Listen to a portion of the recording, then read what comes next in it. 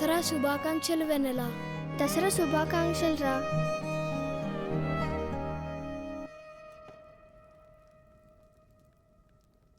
ధరణి, ఓ అమ్మలాలో ముళ్ళు గుచ్చుకుందా? అవును. తక్కువ అవుతుందిలే. లా లల్లలాయిలో నల్లా నల్లని ఈ బొగ్గు పొడిలో నా ఓ అమ్మలా